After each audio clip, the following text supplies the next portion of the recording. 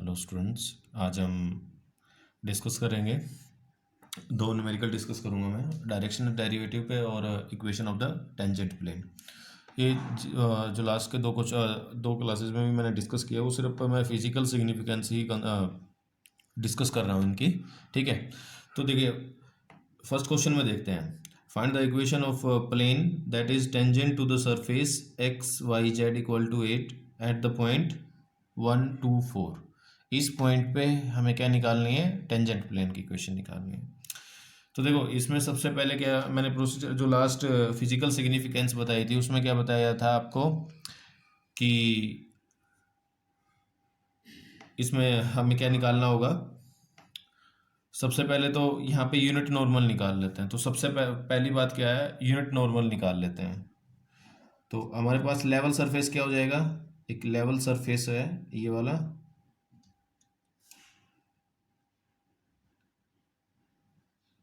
X y Z, या फिर ऐसे भी लिख सकते हैं या फिर एज इट इज़ भी रहने दे सकते हैं, कोई दिक्कत नहीं है। तो ग्रेडियंट ऑफ फाई क्या होगा हमारे पास? ग्रेडियंट ऑफ फाई क्या हो जाएगा? It will be del phi del x i cap plus del phi del z k cap plus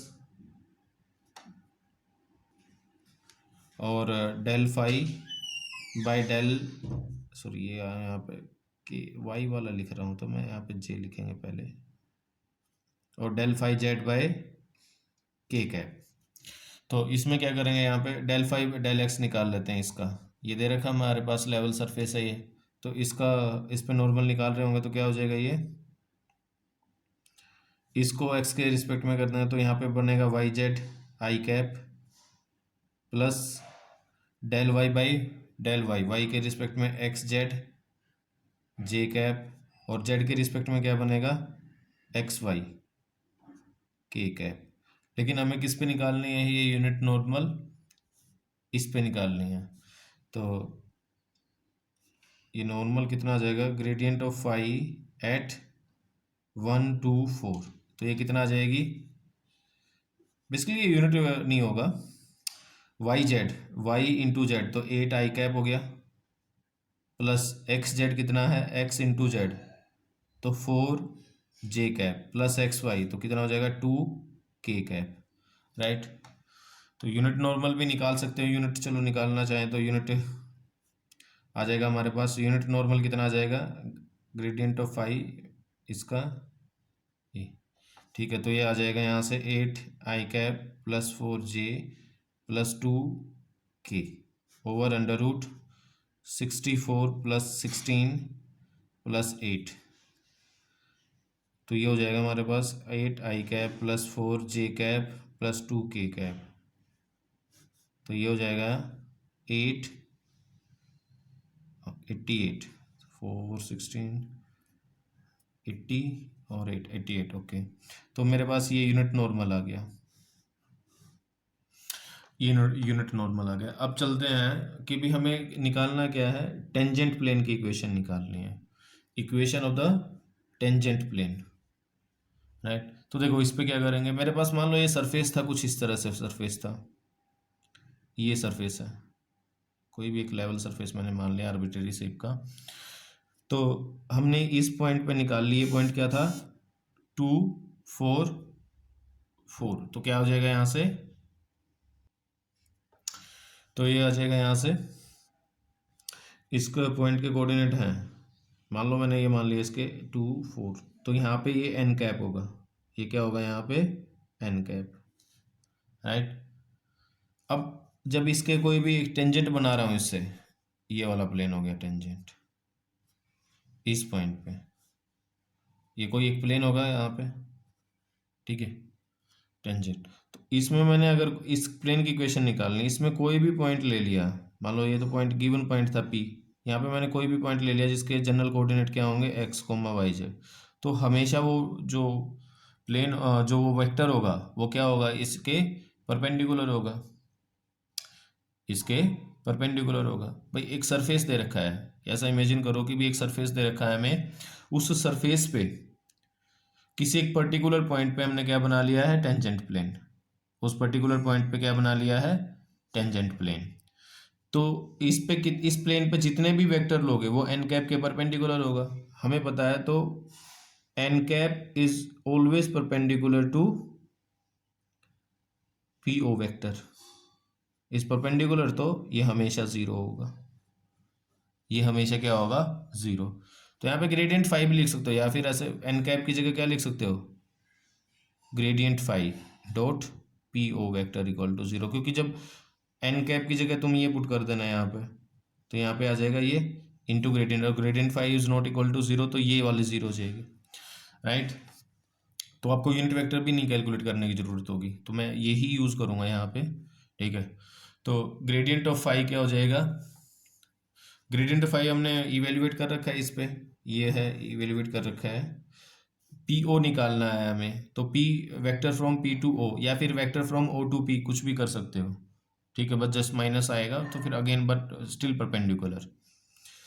तो क्या हो जाएगा इस केस में, ग्रेडियंट फाइव कितना दे रखा है, 8i cap plus 4j plus 2k dot, अब P O vector from O to P, तो x-1 i cap, x-1 i cap plus y-2j cap plus z-4k cap equal to zero. अगर तुम O P vector लेते तो यहाँ पे minus sign आता, minus फिर से अगेन यहाँ पे चला जाता, तो यहाँ से क्या कितना हो जाएगा ये, 8 × x-1 i cap plus 4 × y-2 j cap plus 2 × z-4 equal to zero, ठीक है। तो ये इक्वेशन आएगी, ये आ रही है required equation of the plane. तो यहाँ से क्या हो जाएगा, तो ये आ गया 8x plus 4y plus 2z। अब जो ये कांस्टेंट टर्म्स हैं इनको क्या कर, सॉरी आई कैप नहीं आएगा, ये आई कैप हटा देना होगा क्योंकि प्रोडक्ट ले लिया मैंने यहाँ पे, सॉरी आई कैप नहीं आएगा। तो यहाँ से आएगा -8 and then -8 equal to zero, right. तो यहाँ से आ गया 8, तो आ गया 8x plus 4 plus 2z equal to 24, 2 से भी डिवाइड कर सकते हो, तो ये आ जाएगा 4x plus 2y plus z equal to 12। It is the required equation of the plane which is tangent to x y z equal to 8 at point 124।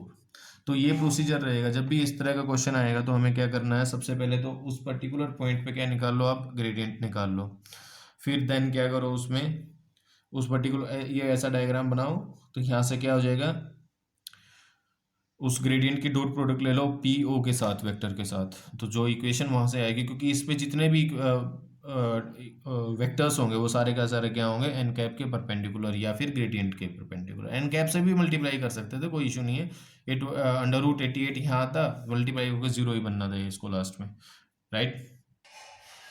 Next question पे आते हैं, find the directional derivative of this function at 2 1 3 in direction of this. तो ये दे रखा है हम लोगों को, एक फंक्शन दे रखा है f, तो हमें क्या निकालना है, इसका डायरेक्शनल डेरिवेटिव। डायरेक्शनल डेरिवेटिव किसी भी डायरेक्शन में क्या होता था, डायरेक्शनल डेरिवेटिव किसी भी फंक्शन का क्या होता था, gradient of phi dot n cap, gradient of phi dot n cap. तो हमें ये सरफेस दे रखा है, तो इसका क्या निकाल लेता हूँ, एन कैप तो निकाल ही सकते हैं, किस डायरेक्शन में निकालनी है हमें, एन कैप। हमेशा डायरेक्शनल डेरिवेटिव के लिए हमें क्या दिया मिलेगा, एक तो क्या दिया मिलेगा हमें, ग्रेडियंट दिया मिलेगा,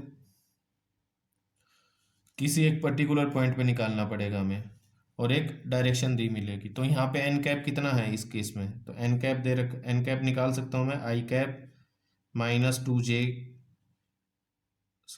जीरो है ना, j0 -2k ओवर कितना आ जाएगा यहाँ पे, √4 और 1 5, तो √5, तो एन कैप आ गया। तो पहले ग्रेडियंट फाइव और निकाल लेते हैं, तो ग्रेडियंट फाइव क्या होगा, del phi by del x i cap plus del phi del y j cap plus del phi del k cap.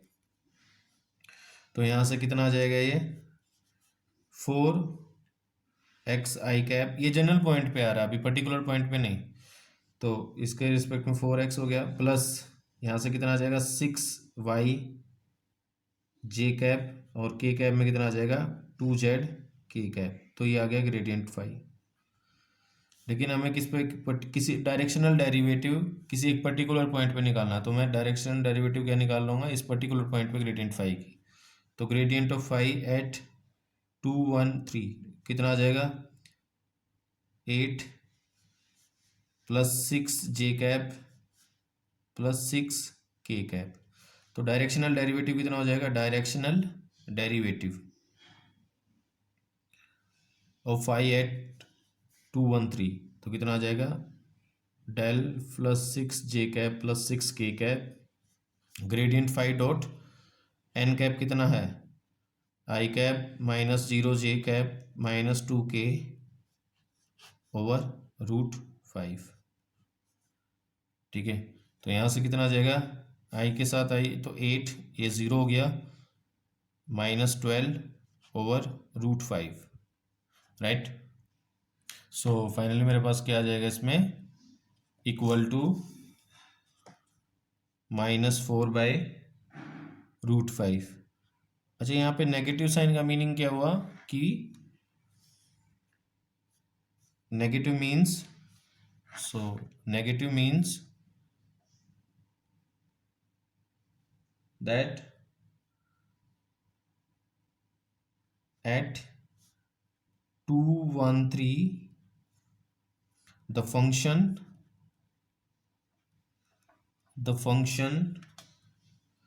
f is decreasing। Negative sign का मीनिंग क्या है यहाँ पे is decreasing in the direction of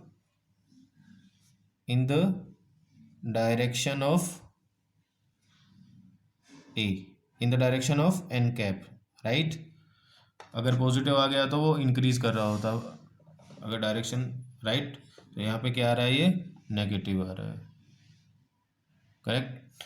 तो आज के लिए बस इतने ही 2 क्वेश्चन, नेक्स्ट में मैं कुछ और क्वेश्चंस डिस्कस करेंगे। Thank you.